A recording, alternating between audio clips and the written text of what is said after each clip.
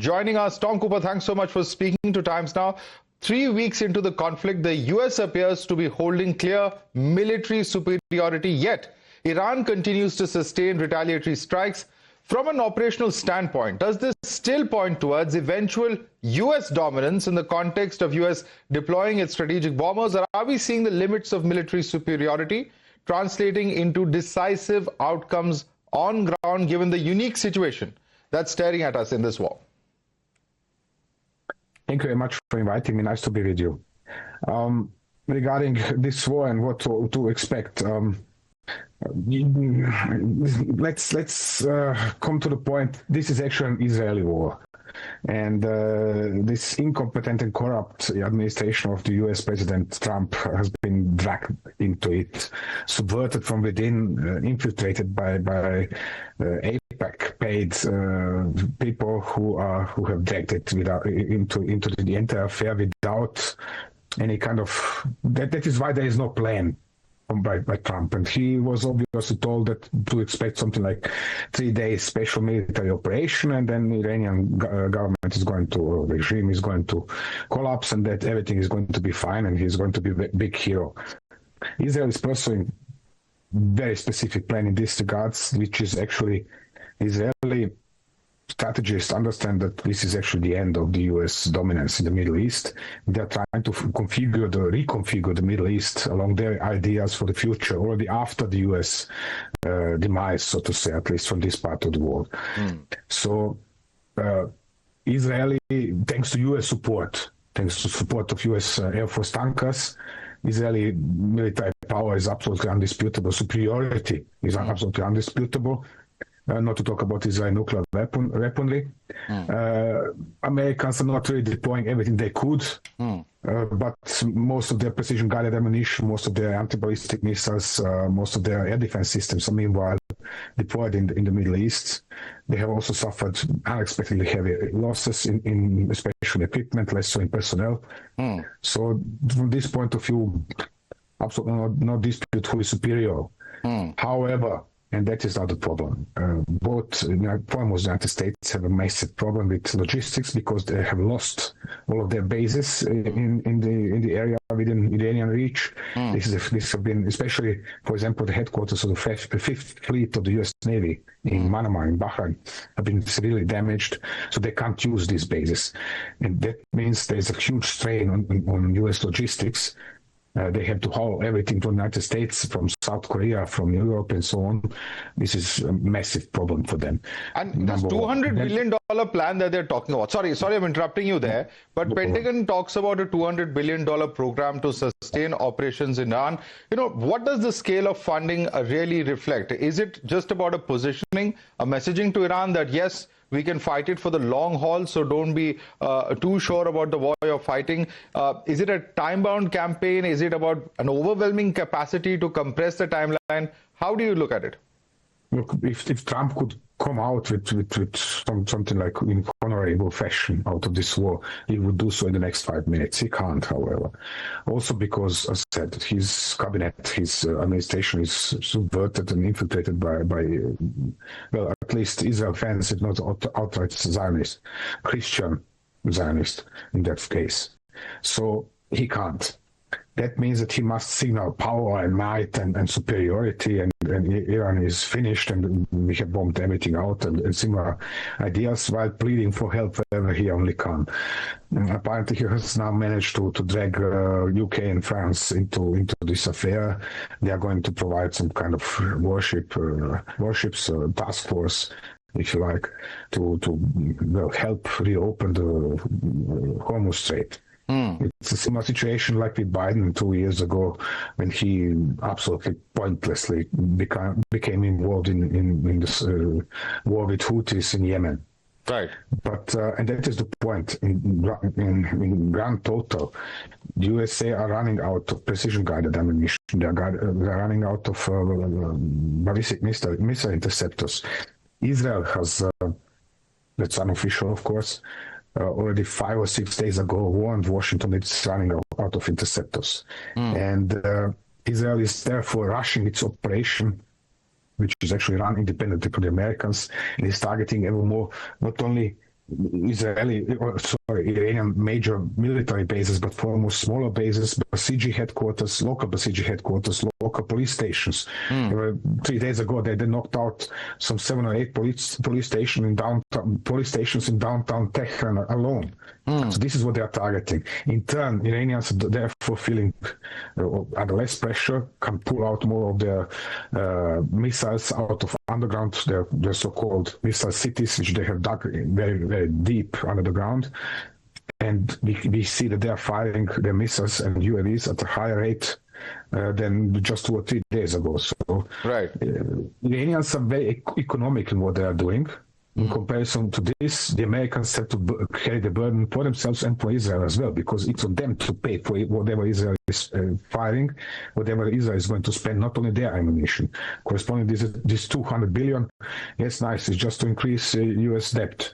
Right. Total, nothing for very little gain. Right. You mentioned what you believe is that, pressure of Zionists, etc., that is building on the Trump administration. But why do you think Americans underestimated the capability of Iranians to strike back? After all, they've been preparing for several decades. And the very fact that they've taken out so many of their leaders from top positions as far as the government is concerned, but the forces continue to strike back. Well, that's the point. U.S. president has no clue about all of these affairs. He's not listening to his own intelligence. He's not listening to his own top generals.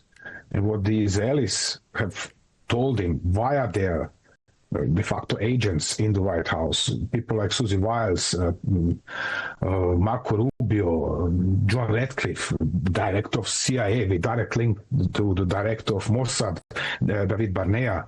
Wiles is Trump's chief of staff, chief of his cabinet, but she used to advise Netanyahu during his election campaign. Or Rubio, who is sponsored by Israeli billionaires like Paul Singer and what's his name, Sheldon Adelson. So there is a direct Israeli involvement in White House, in the decision making of the White House and of President Trump in particular. He is hopeless in this regards. They have him due to Epstein affair. They have in reports that they have paid him $300 million in cash in order for him to order this attack on Iran.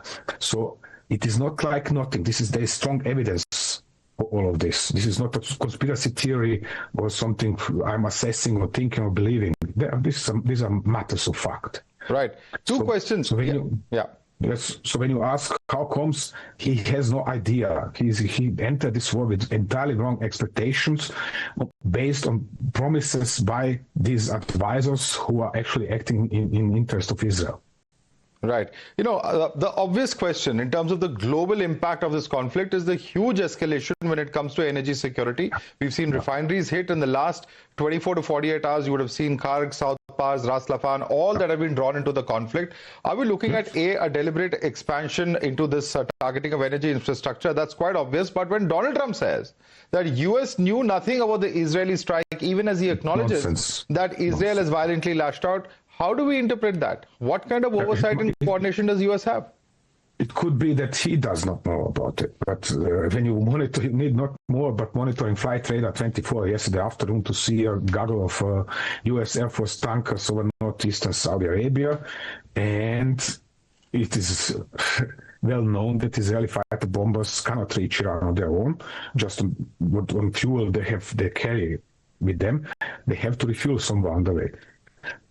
Excuse me. So that means on the way to South Pars, to strike South Pars, the Israelis have in-flight refueled from U.S. Air Force tank aircraft over Saudi Arabia. Period. It's as simple as that. So therefore, when he is now explaining, oh, I didn't know about this and whatever else, perhaps he wasn't informed about this specific operation, but the Americans very much knew that this operation is going to take place. And he is now lying, as clear as that. Why the Israelis are striking South Pars precisely in order to widen the gap between Iran and relatively neutral Qatar. And then, of course, through this, to increase the pressure upon Iran from other countries, in particular India, which is heavily dependent on import of Qatari gas, And not to talk about fertilizers. You're not receiving anything of this. Okay, you have now these 20-something ships released out of the Persian Gulf by Iranians, but after that, what then?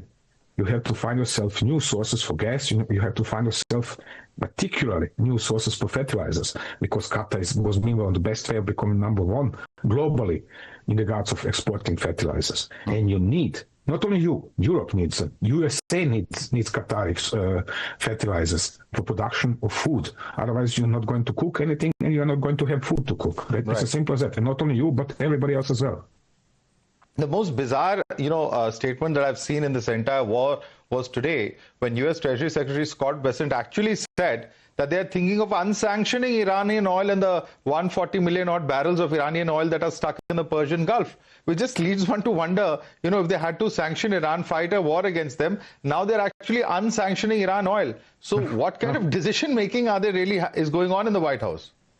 This is that problem. He is so out of touch with reality and so out of control of what is happening around him, but still everybody expects him to be a responsibility and to do something under post office.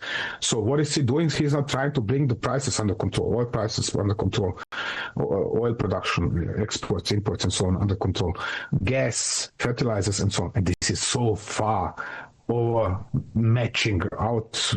overwhelming for him. He can't do anything of that because he's simply incompetent. So that is why all of these controversial and contradictory statements and actually empty babbling without an end. The guy would actually do himself almost the biggest favor in quitting and saying thank you very much. I'm leaving at this point of view, but he's too narcissistic but to do so. Right. And there is a similar problem in Israel. Right. Now, U.S. Defense Secretary Pete Hegseth in today's briefing said that today is going to be the largest strike package yet. What does a move of this scale tell us about where the conflict is headed? Does it suggest that U.S. is stepping up pressure to get quicker results? And how would Iran respond to such an escalation in your view? That is now the next problem. The USA have fantastic intelligence systems and fantastic intelligence agencies, and their work is absolutely fantastic and so on, but they cannot extract the same level of information out of what they are collecting. The Israelis can't. The Israelis are meanwhile after specific figures in the regime of Iran, which is far lower than the strategic level of at the top. We are talking here about local judges, local strategic commanders, local divisional commanders of the IGC. That's what the Israelis are after. So they are trying to disable this system from within. If you kill enough commanders, then they are going to collapse. The laughable part of this is that for every single Iranian commander they kill, there are at least 3 replacements already trained and in position